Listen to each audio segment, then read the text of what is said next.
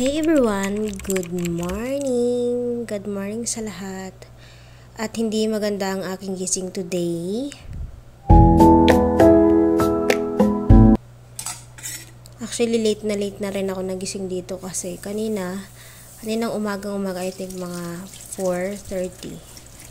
Nagising ako kasi uminom ako ng gamot. Sobrang sakit ng ulo ko dahil sa sipon. Actually, wala na akong lagnat, pero yung sipon ko grabe. As in, siya yung nagpapasakit ng ulo ko na kahit, alam mo yung feeling na pag tumingin ka sa baba, parang mahulog yung yung utak mo or mata mo or what. Yun yung feeling ko. Pero kasi kailangan ko ng maglinis ng bahay kasi hindi ako nakapaglinis kahapon gawang doon talaga ako nilalagnat. Ngayon kasi ang nararamdaman ko lang sipon. Sipon plus may sinat pa, ganun. Pero, okay lang naman yung lagnat ko. Kaso yung sipon ko ang I cannot. But anyway, wala naman tayong magagawa. Kahit ngayon nga na nagpo-voice over ako. Halatang may sipon pa ako. Tapos nagugas muna ako ng pinggan kasi maglilinis ako ng bahay. Magtutupi at samahan niyo akong gumawa ng naglinis ng bahay. Although di pa naman yan malinis, pero makalat nga kasi hindi ako nakapaglinis kahapon. Gawa sama Friday pa, masama ng pakiramdam ko, pero carry lang. Pero nung Saturday, oh my gosh, bebe, parang doon ko na-realize na may lagnat talaga ako. Alam mo yung tipong masama ang pakiramdam mo, pero kailangan yung parang nararamdaman mo may something, pero hindi naman yung bigla ka na manginginig. Pero nung Sabado talagang pagkagabi nanginginig ako, sobrang init. Pero hindi naman mainit, diba sa gabi malamig na kasi December na yun.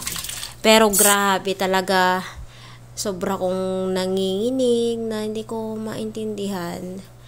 Pero ngayon, kasi Sunday to, yun sabi ko kailangan kong maglinis kasi si Chase, yung isa naming aso, mabalahibo siya. Hindi ko alam kasi bigla siyang naglalagas. As in, isang araw, grabe siya maglagas. So, hindi ka pwedeng hindi magwalis ng isang araw. Kasi nga, pag may aso ka, kailangan araw-araw ka maglinis, B. Kasi yan sila. Kung hindi balahibo nila, magkakalat yan. But okay lang naman dahil nasanay na rin naman ako. Tsaka, pag may aso talaga, given na yun na medyo magulo ang bahay. Hindi naman, magulo ang bahay pag hindi mo ayusin. So, syempre, kailangan mo ayusin talaga kasi ganun pag may aso. Yan, naglinis rin ako sa sala. Patapos niya, nagmap ako. Hindi ko alam kung bakit hindi ko na-film. Hindi ko kasi na pindot. But okay lang.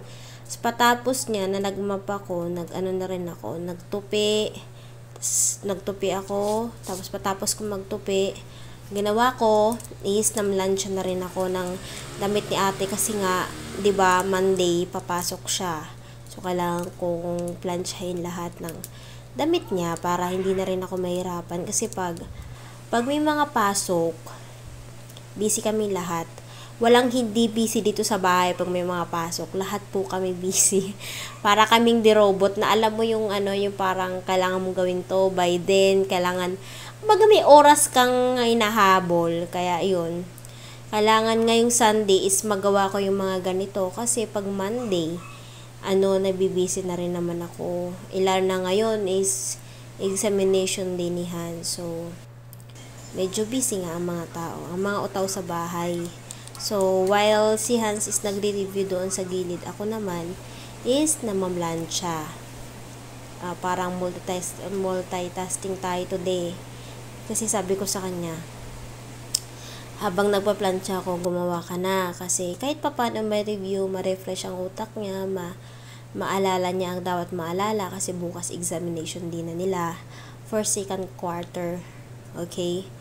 Tapos yun, nagplansya. Busy ako magplansya. May makulit kaming aso na lagi kong sinasaway kasi binubusit si kuya niya. But okay lang yan kasi pag hindi yan pasaway, mas malaki ang problema ko. Yan, nagplansya lang ako ng mga damit niya, uniform, uniform ng school, tapos yun, damit ni ate pampasok. Yun yung mga ganap nung Sunday. Kasi pag wala kaming, labas, hindi kami namamasyal yun. Tapos may makulit kaming aso. Ayan, tingnan mo. Ulit? Tapos patapos niya, nag-decide na ako magluto ng dinner. Inagahan ko, I think 5 pa lang dito. Nag-asikaso na ako. Kasi, kailangan ko by 6 makapag-take ng meds ko. Actually, nanginginig nga ako rito. Hindi ko nga alam bakit. Basta parang malamig na hindi mo maintindihan. Ganun.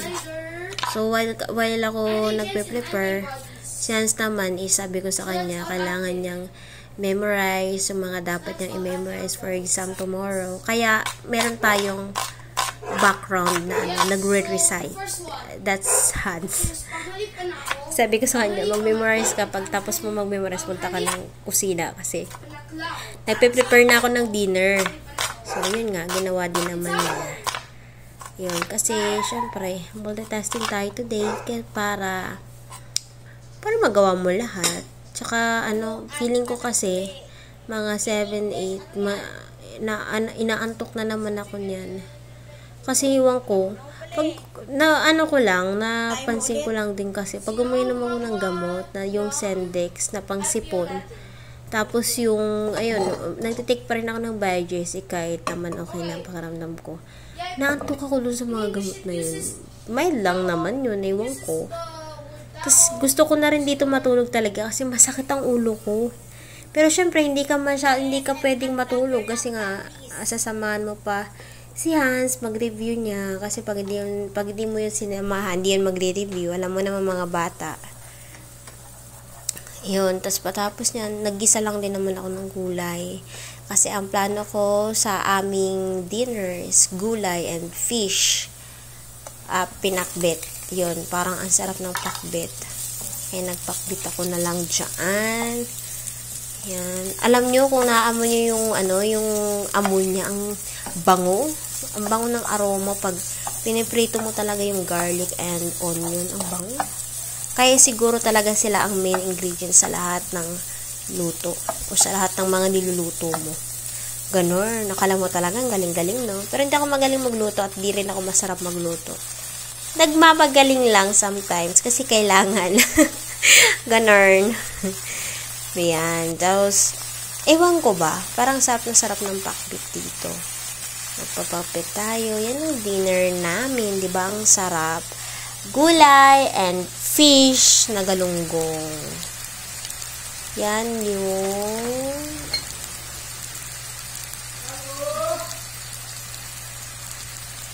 Meralco daw. Tumawag na ang aming suki. Yan yung mga yung mga kung pwede lang ma-delay. Pero hindi na-delay talaga yung Meralco, no? On time. On time talaga siya. Tapos pag hindi ka nakabayad ng 1 month, ako, Diyos ko po! Problema. Pero kami naman, hindi naman kami naaanuhan dahil walang pangbayad, hindi. Nakakalimutan. Ito sa bahay, minsan nakakalimutan namin magbayad ng Meralco, pero may pambayad kami, ha. Nakakalimutan lang, yun lang naman ang siste. Pero, ayun. Ganun talaga ang life, nakakalimutan. So, yun, nagprito na rin ako ng Gigi kasi paborito to ni Hans, pati ni Manny niya. Ganun. Pero masarap din talaga siya. Ewan ko ba, nung piniprito ko siya, ang bango na hindi ko maintindihan. Sa isip-isip ko, akala mo talaga ngayon lang nagprito ng galunggong, no? Patapos niyan, yan, nagkape ako. Hindi ko alam, hindi naman tayo pare-pareho. Pero kasi ako, kahit nagkape ako ng 6, makakatulog pa rin talaga ako ng 8 or 9. Basta may gamot ako na tinitake, lalo na especially pag Biogesic and pangsipon. Hindi ko alam, pero antok na antok ako niyan.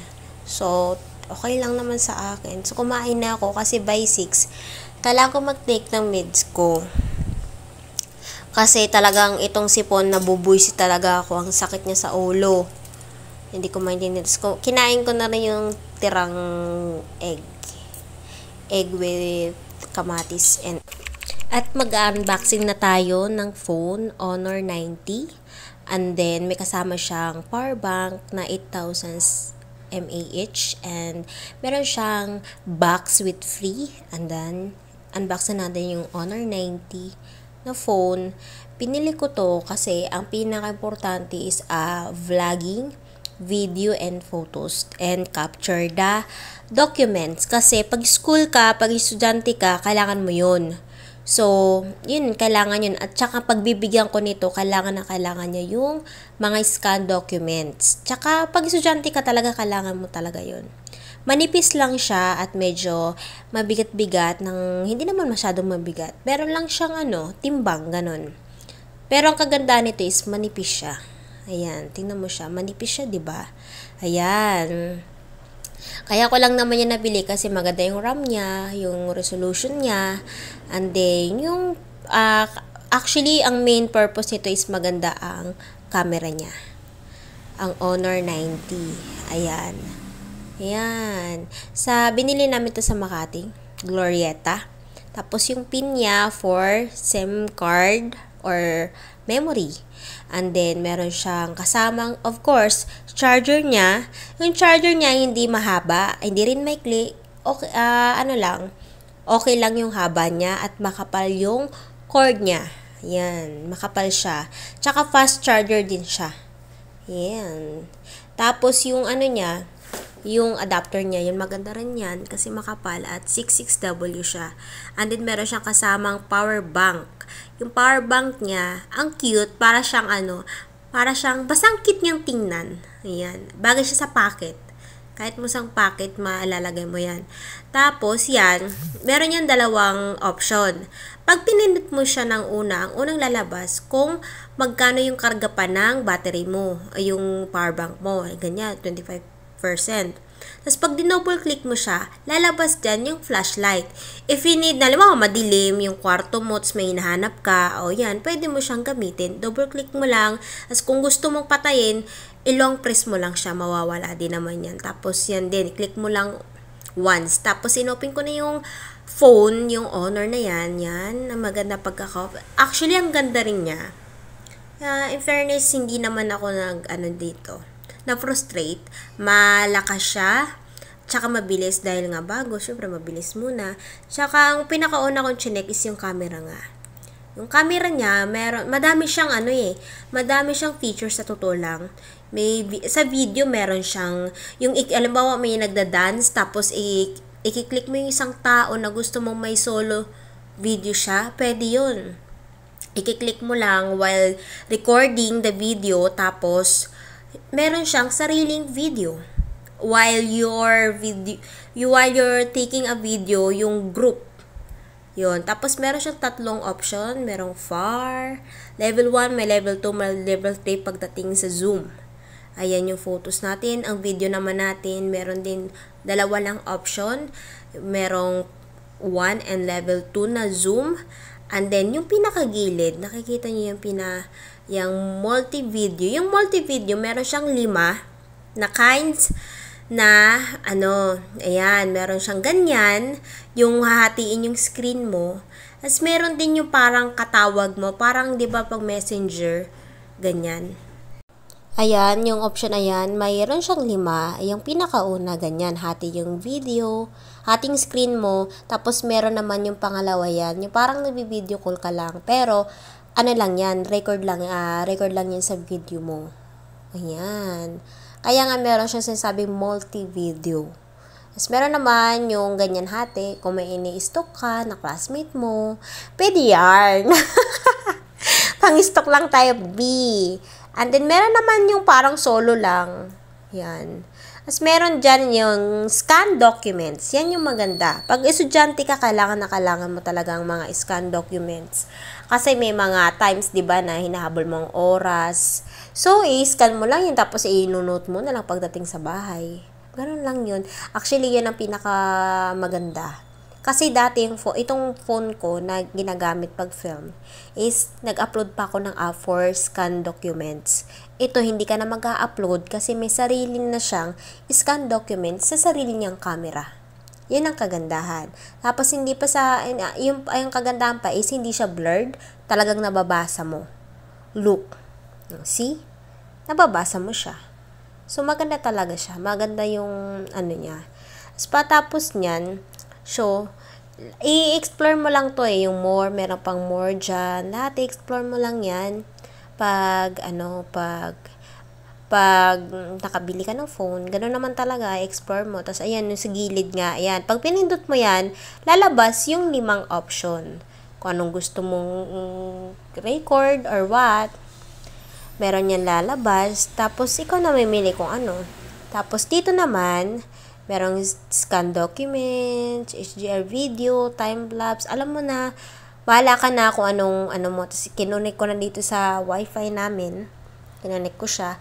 Tsaka, ang ganda niya, mga mare, kasi ang bilis niyang kumunik at ang bilis niyang makanap ng research. Tapos, in-unbox ko na rin yung pa-free ni owner na ano. Meron siyang fan, tote bag, and then umbrella. Ang fan niya sobrang ganda, makapal, mabigat na, hindi sobrang bigat, yung may bigat lang. Tapos malakas siya kahit level 1 kasi meron siyang level 3. Level 1, level 2, level 3. Yun. Malakas sa level 3. Pag pawis sa pawis ka, pwede mong gamitin yung level 3. Tapos meron siyang pang stand. Yan. Ganar. Tapos charger. Tapos, syempre, yung tote bag niya. Actually, yung tote bag na to, yung whale, naalala ko si Extraordinary Woo, 'di ba? Sa ano, kung napanood niyo yung series na yun, alam niyo ang ibig kong sabihin. Tapos meron siyang pocket inside. Makapal siya ha, makapal yung tote bag na to. Maganda, sabi ko sa kanya, maganda to pang school. Sa pagbibigyan ko ng cellphone, yung kapatid ko. Pang school niya yan. So, meron na siyang tote bag. And then, take note mga mare, yung umbrella niya ang ganda. Ayan, para siyang pakintab version, pero hindi siya yung high-tech na, 'di ba, yung mga umbrella ngayon, pag pinindot mo is buka na. Ito naman yung parang old version, yung ipupull mo lang tapos itataas mo pa yan. Ganun, bago mo siya buksan. Tapos, pag binuksan mo, pinaka-alalim niya, Honor, tapos, whale blue, yung parang ang ganda. Diba? Ang ganda sa mata kasi blue. Yun lang.